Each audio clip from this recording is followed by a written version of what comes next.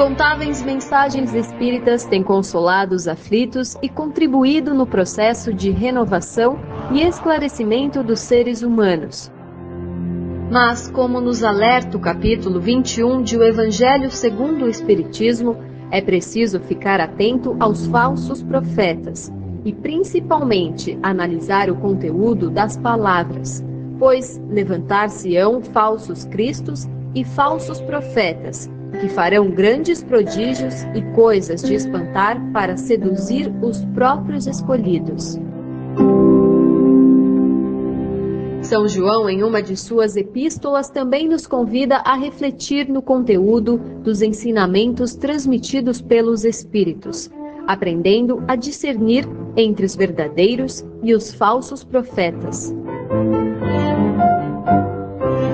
Como disse Jesus, reconhece-se a qualidade da árvore pelo seu fruto. Afinal, palavras podem se perder ao vento, mas exemplos de amor e caridade deixados pelos missionários para a humanidade permanecerão pela eternidade.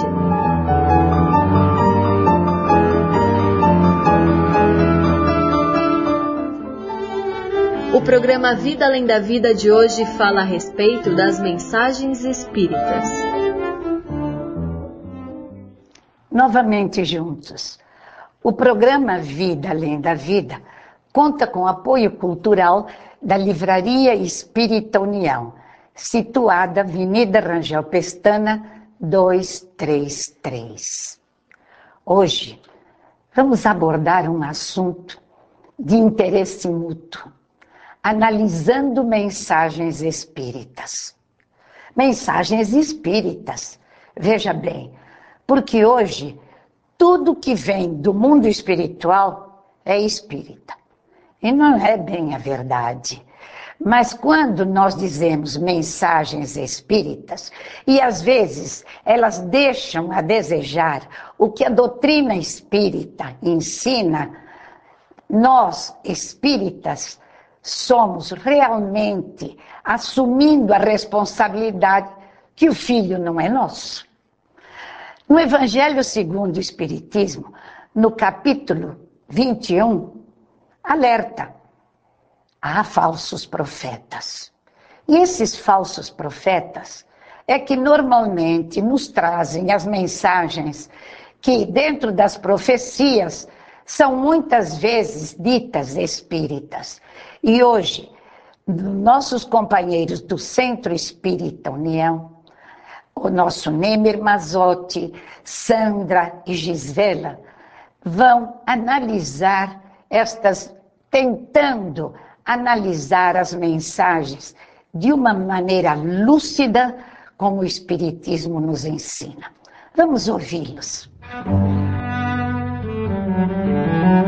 Queridos amigos, hoje vamos falar sobre o tema analisando as mensagens.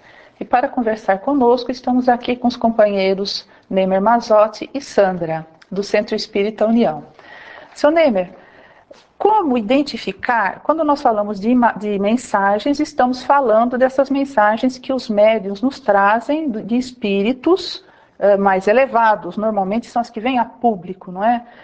Como que nós podemos identificar se essas mensagens são realmente de espíritos elevados, se esses espíritos que trouxeram essas mensagens são espíritos que estão interessados em coisas boas, por exemplo?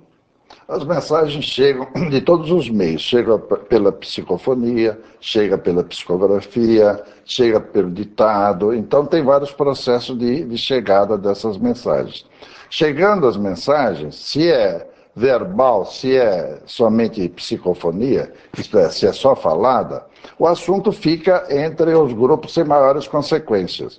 E o resultado também não tem tanta importância, você está identificando a origem.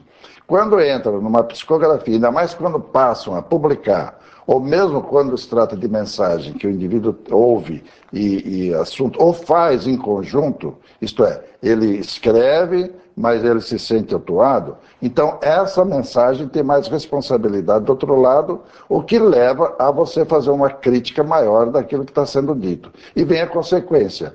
Mas ela tem origem, ela vem de espíritos elevados.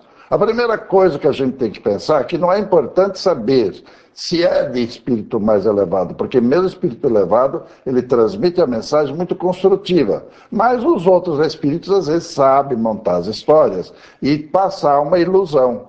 E não é nem, às vezes, por maldade, simplesmente naquele esforço de melhorias ou esforço de colaborar. Tanto o espírito como o médium, na ânsia de ser útil, e acabam ficando vulneráveis e nem sempre correspondendo. Para que a gente possa identificar que tipo de mensagem e que tipo de espírito está chegando, nós temos que identificar a mensagem através do nosso critério, pelo teor e pelo nosso conhecimento. Se nós não tivermos conhecimento, não tivermos experiência na análise, a gente vai ficar meio perdido, porque falta prática no estudo de um assunto que é novo, que é recente e que tem muitos ângulos a serem explorados. Sandra, a história nos mostra que muitos médiuns têm trazido mensagens, profecias, premonições, previsões, não é? E depois, nem sempre acontecem, quase sempre não acontece. Por que a espiritualidade permite que isso venha a público? Às vezes coisas são assuntos que envolvem grandes responsabilidades, são grandes previsões. Não é uma previsão simples, individual, mas são previsões que envolvem coletividades. Por que isso é permitido? A espiritualidade, ela respeita o nosso livre-arbítrio. E respeitando o nosso livre-arbítrio, ela nos obriga a conhecermos, a estudarmos. Então, o médium, quando não tem o estudo, ou quando por algum motivo se deixa levar e transmite alguma mensagem, ele, de uma certa forma, ele também está sendo colocado em prova, não é? Porque ele vai ter que colocar em prática aquilo que ele deveria ter estudado e ter compreendido. Essa mensagem vai ser passada para as pessoas, algumas vão aceitá-la como verdade e outras mais avisadas, mais centradas, eu diria, no espiritismo, na doutrina propriamente dita, vão ter uma outra forma de compreender esta mensagem. Quer dizer, nós temos a obrigação de passarmos pelo crivo da nossa razão. Não é? O espiritismo, ele prima por isto, nós temos que raciocinar.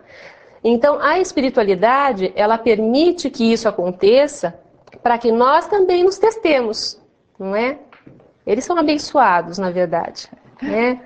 Seu Neymer, aí a gente pode perguntar aquilo que a gente bem entende, por exemplo, numa comunicação de um espírito que vai trazer uma mensagem, a gente pode solicitar essas mensagens, pode perguntar o que a gente bem entender a eles?